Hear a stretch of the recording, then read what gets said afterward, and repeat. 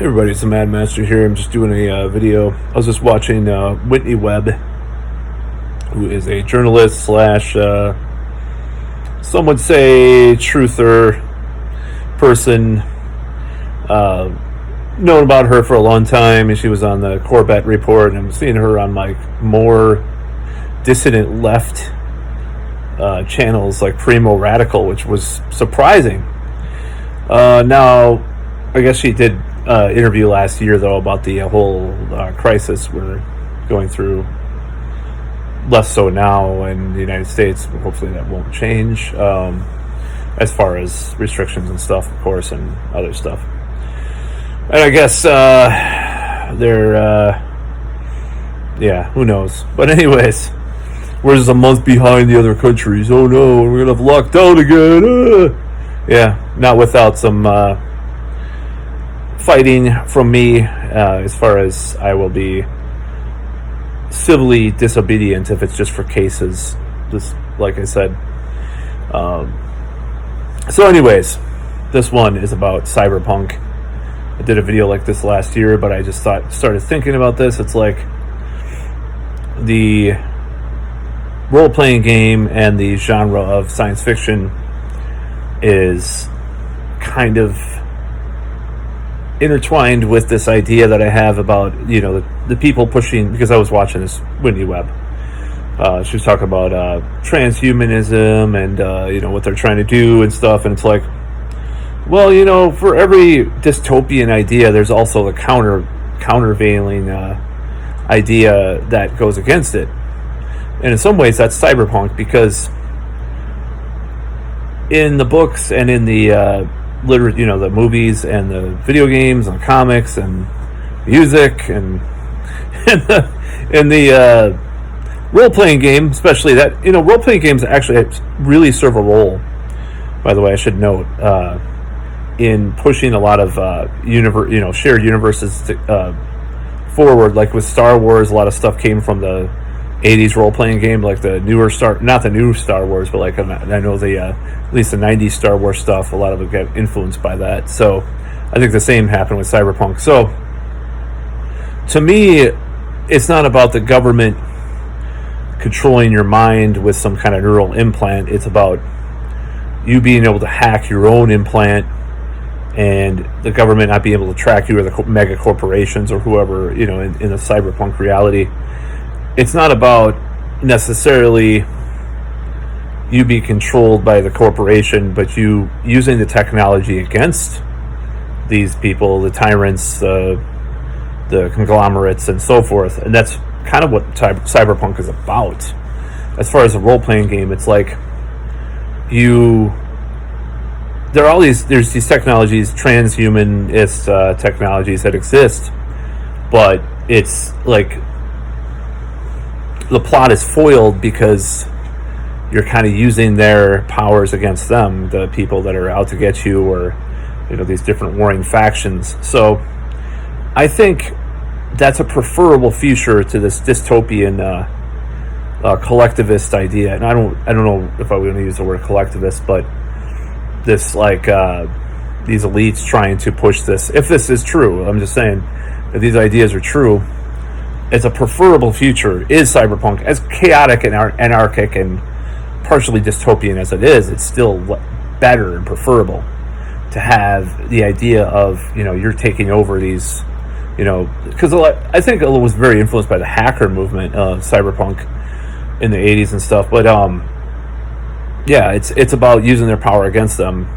and I think someone like Charles Warwick talks about, something he talks about often is the new tech movement, alt tech, whatever. These alt-right conspiracy Nazis that have these websites that are like BitChute. Yeah, I mean, the Amazing Atheist is on BitChute. There's a lot of left-wing people on BitChute. There are probably going to be more, especially as the crackdown doesn't only happen on the right-wing people, but the left, the dissident left. So yeah, the cyberpunk thing is about embracing these things that are happening, but not losing your power over them. And that's one thing to consider when we hear these things like Great Reset and all this stuff. Let's just think, how much power do you want? How much power do you have? In America right now, we're essentially opened up and free. And I don't know if it's going to remain that way, but the reason for that is, in my opinion, is purely political in many ways. I think the fact of the matter is that there's 70 million Americans that did not vote for Joe Biden and voted for the other dude. Possibly, whatever you want to say about that. The fact of the matter is these QAnon, like, all these nut jobs and stuff, right? The reason why we're free is because, Thomas Paine, you could say Mike Lindell, the My Pillow guy, is a maniac, Christo-fascist, whatever you want to call him. And you could say he's a lunatic, he's just a goofy motherfucker, right? You see him and you laugh, right? Or some of these people on the right. But the reason why we're free, partly, is because of these people. Because some of them have guns, or many of them have guns, and many of them will not follow the plan, whatever you want to call it, as far as if they did try to do another lockdown or, all these restrictions and stuff. And the reason why we're, going through what we're going through now, and that's why it's so important to just keep resisting the bullshit that the tyrannical types want in the future. I'm not talking about right now. Right now, I think that is partially why. And as much as I disagree with many of these people, and I think the My Pillow guy is a clown, I just laugh. We have the My Pillow guy, the My Pillow guy to think for our freedom. This is kind of a weird rant. It's kind of all over the place, but just think about that. I think if we keep these, no matter what you think about restrictions or lockdowns or whatever, the fact of the matter is America is so diverse in its political ideologies. The elephant in the room is that the reason why Biden and company won't put more restrictions up, in part, is because, for one, they want to use the carrot approach to the what. But also, I think it's just because it's impossible. People would have mass migrations to Florida and Texas, and if they kept that going in some of these states and stuff, there already are people moving to Florida and Texas. But even here in Wisconsin, it's just like you can only go so far in the United States with some of that stuff because we're independent. I've seen articles written in the past week about this, like, I don't think America will ever lock down again. This is my opinion. This is some left-wing fucking, blue checkmark, blue MAGA fucking neoliberal Twitter, writer, right? And they're saying, America is so independent, they will never lock down again. I don't see it happening. There's too many people, So that's kind of I'm kind of using it as like an analog for, the cyberpunk thing. Like, as far as technology will change and technology will evolve, but it doesn't mean you can't hack it. It doesn't mean you can't, I'm talking about the, distant future, near future. Doesn't mean you can't use this for your own gain. So it's like, right now they're trying to crack down on crypto. It's obvious, with Elizabeth Warren's fucking regulation bullshit and, total fraud, by the way.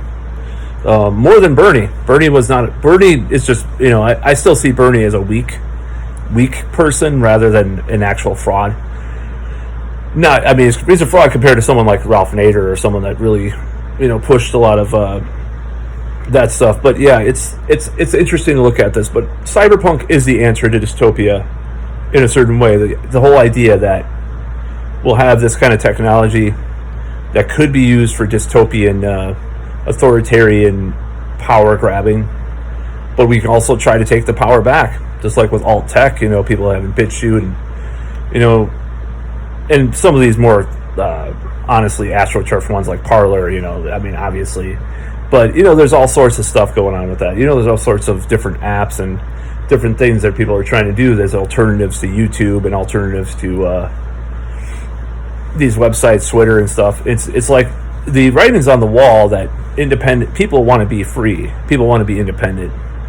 And regardless of what if you have there's these fucking curfews in Chile where you can't even go outside for like days at a time and stuff. It's just like America is not going for that. I mean, it's obvious that we're not going to go for that kind of thing. And even if I think things will get bad again to some extent, like in certain regions in America, bad, quote unquote bad. They may, right? But I don't think we're going to ever have like some kind of 15 days to slow the spread kind of shit again, right? I don't think it's going to happen. It could, but America's too independent and free. And, I've never been patriotic other than, kind of reading some Dan Brown books and playing in a role-playing game that was Revolutionary War. So I kind of got a little more into like the Founding Fathers, especially Thomas Paine. But, yeah. I think the answer to, like I said in my video last year, the answer to 1984 is Cyberpunk. If that makes any sense. But anyways, that's about all.